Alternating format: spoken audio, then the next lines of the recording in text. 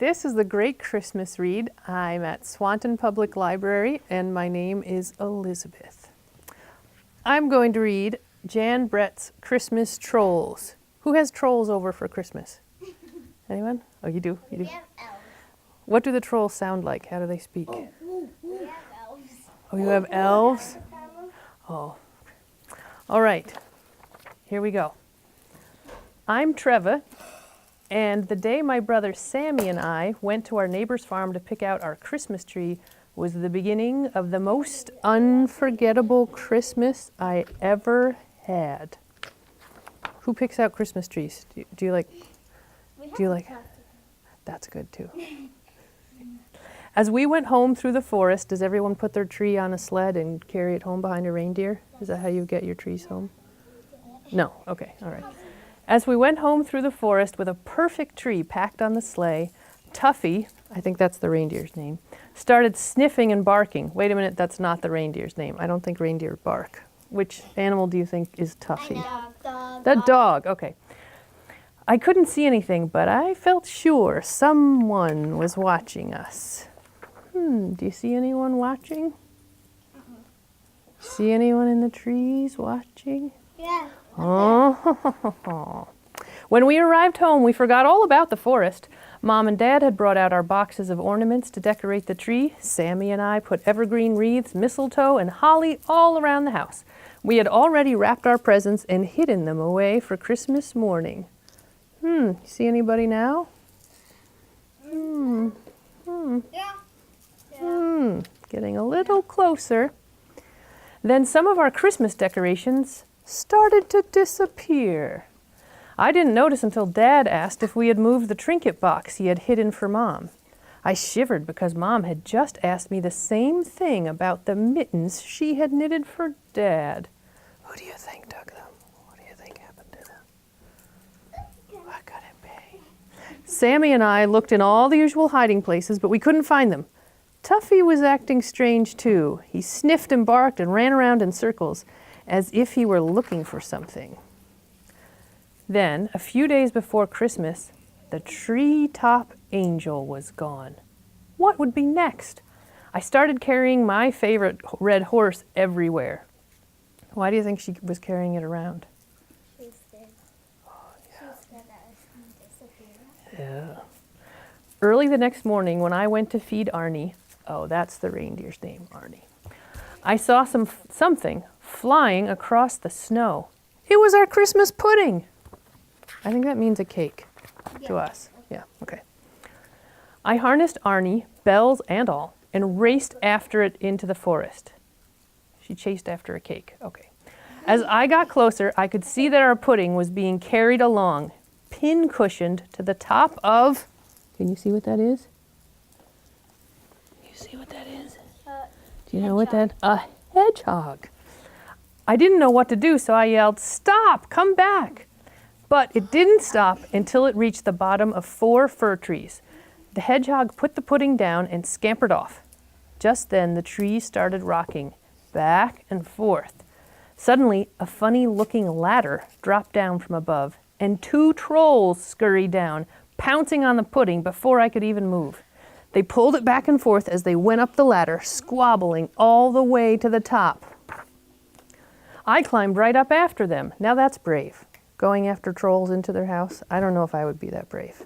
Would you be that brave? I don't know. Yeah, tough call. I climbed right after them and looked inside. There on the floor of their troll house were all of our Christmas things in a heap. The trolls were grabbing at them, each one wanting what the other had. Oh, they're terribly spoiled. Look at that. "Hey, trolls," I called. "Those are our Christmas things." The trolls dove onto the pile, clutching our gifts. "Mine!" they clamored. "Mine, mine!" I looked at them and had to smile. Their shirt tails were hanging out, their pants were torn and patched, their cheeks were bright red, and their hair was standing straight up from all the pulling and tugging at each other. "Christmas!" they wailed. "We want Christmas!" "You want Christmas?" I asked, puzzled. "Yes!" they shouted. "Give us Christmas!" "Whoa, you can't just take Christmas," I said. The trolls looked surprised. They squeaked, they gulped, they shuffled their feet. "Want Christmas," they said. sounding miserable. Okay, you can have Christmas, but first, what are your names? Mig, said one. Tig, said the other. I looked around their messy hut. Mig, Tig, let's begin by getting your house ready for Christmas. I started to straighten up and put things away. They began to help. Nice, I said when we had finished. Now let's make your house look like Christmas. We went outside and gathered evergreens, berries, and pine cones. Now we need a Christmas tree, I told them. That's easy, you live in the trees, so you can have 4 trees instead of just 1 if you want to. Christmas trees, they shouted, jumping up and down, and we decorated each one of the trees that held up the troll house. Wow, nice ornaments. Tig and Mig had a small setback on the way back to the hut. I knew I had some more explaining to do. When I first got here, you were snatching things for yourselves and acting really grumpy. Try playing together and having some fun. Fun? They asked. I showed them how to jump rope. I told them how much I liked their tail knots and earrings. They smiled shyly and started tucking in their shirt tails. Nice hair, pretty belt, they said, grinning at me.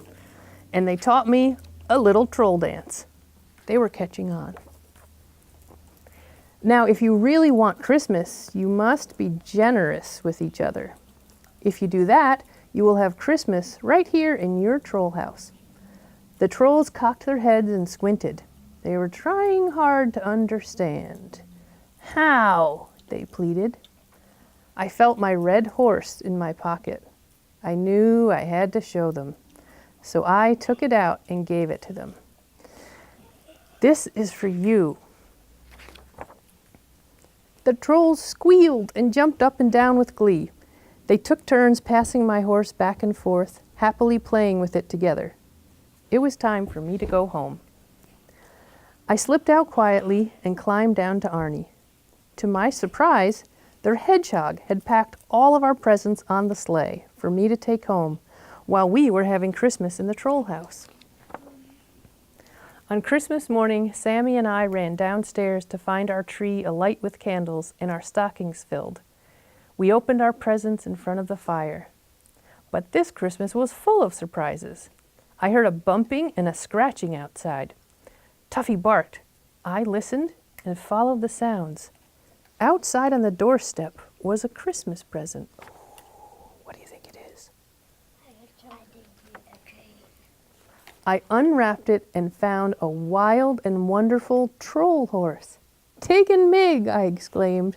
When I held it, I knew for sure that the trolls understood Christmas, and I knew that this was the best Christmas ever.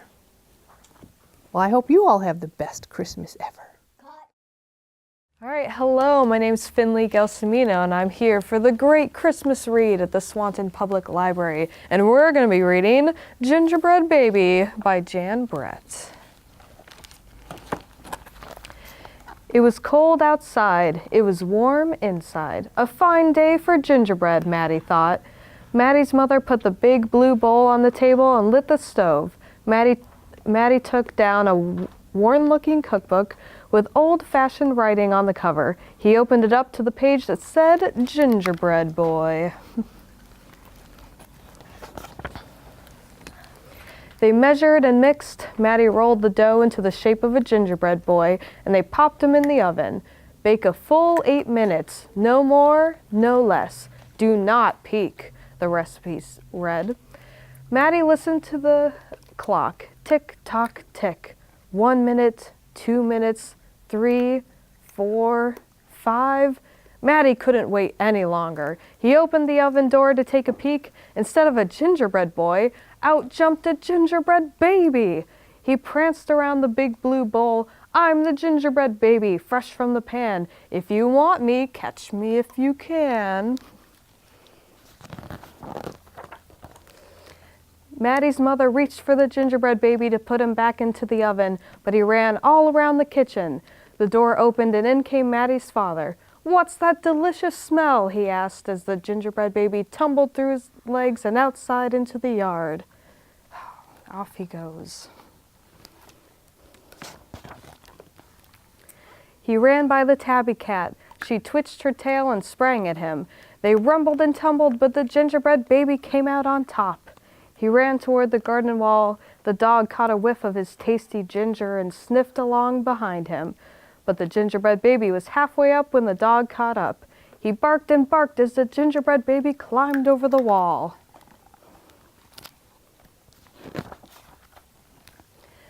Matty was still inside. He heard his mother and father yelling. He heard a cat meowing and a dog barking. And he heard the gingerbread baby shouting, "Catch me if you can!" Matty opened up the worn-looking cookbook for the second time. Meanwhile, the gingerbread baby wheeled on down the path and into the barn. The goats looked up as he somersaulted across their backs. The last one tried to catch him, but the gingerbread baby was too fast. Martha and Madeline were standing by the well when the gingerbread baby stopped to take a drink. They looked at each other and winked.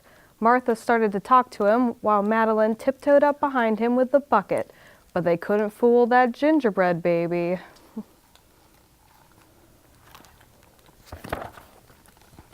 He took a braid from Martha and a braid from Madeline and tied them in a knot and ran down the road. Back in the house, Matty stirred, mixed, and rolled the dough. He shaped it, put it in a pan, and into the oven. Tick-tock, tick. 8 long minutes. This time he didn't peek. "I will catch him if I can," Matty said to himself.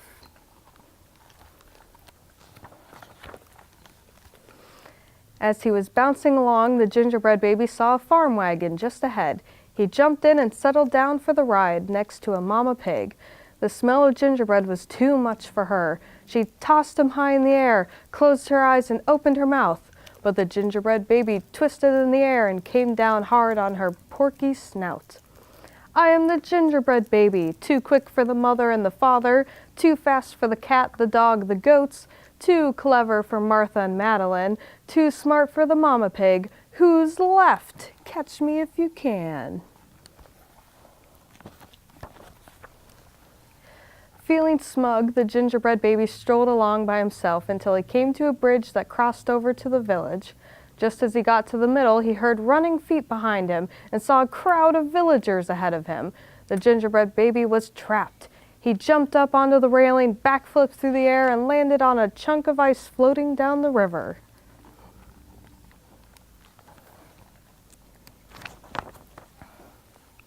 The ice bobbed along with the gingerbread baby, dancing on top and singing in a loud voice, "Look at me, and what do you see? The best gingerbread baby ever," until his feet got cold and he jumped ashore. Who was that watching from the trees? It was the fox. He crept up behind the gingerbread baby, ready to eat him up, but the fox couldn't help himself, and he licked his chops. Smack, smack. The gingerbread baby heard him and ran as fast as he could.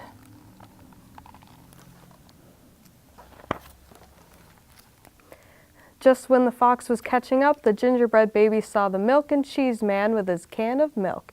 The perfect hiding place, he thought. He lifted a lid and lowered himself inside.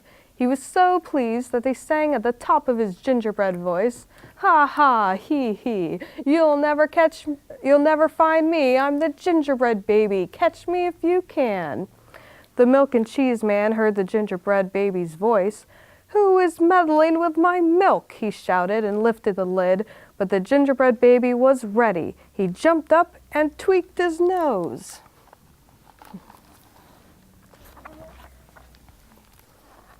Now the milk and cheese man, the fox, the villagers, the mama pig, Martha and Madeline, the bleating goats, the barking dog, the meowing cat, the father and the mother were all after the gingerbread baby and getting closer, and he knew it. The brash baby was not as peppy and proud as he had been. He sniffed a familiar smell and he followed his nose into the woods. He couldn't believe what he saw. There in the middle of a clearing was a gingerbread house, frosted with sugar, covered with candy, and doors with peppermint handles wide open. The gingerbread baby clapped his hands with glee and ran inside.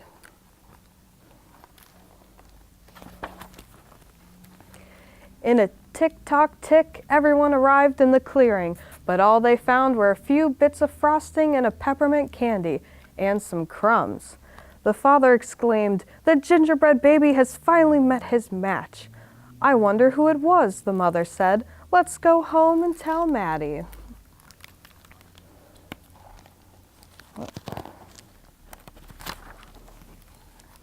"Hello, Maddie," his father said when they got home.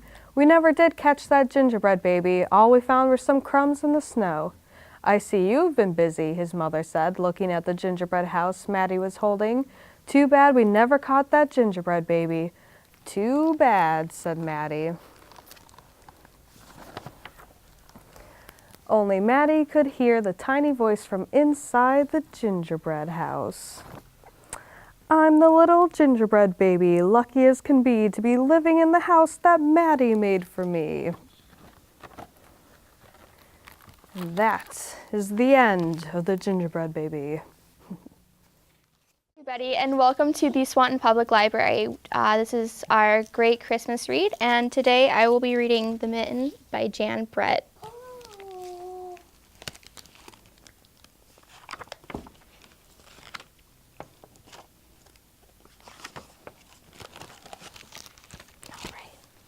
Once there was a boy named Nicky who wanted his new mittens made from wool as white as snow. At first, his grandmother, Baba, did not want to knit white mittens.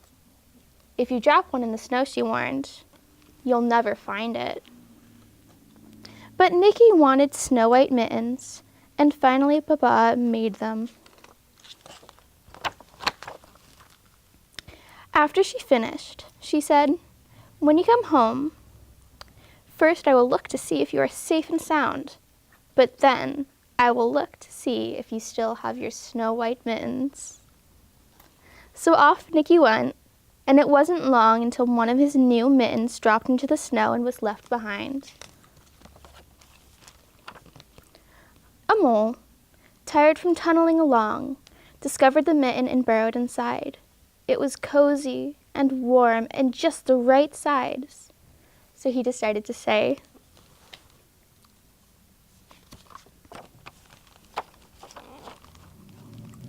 A snowshoe rabbit came hopping by. He stopped for a moment to admire his winter coat. It was then that he saw the mitten, and he wiggled in, feet first. The mole didn't think there was room for both of them, but when he saw the rabbit's big kickers, he moved over. Next, a hedgehog came snuffling along. Having spent the day looking under wet leaves for things to eat, he decided to move into the mitten and warm himself. The mole and the rabbit were bumped and jostled, but not being ones to argue with someone covered with prickles, they made room. As soon as the hedgehog disappeared into the mitten, a big owl, attracted by the commotion, swooped down.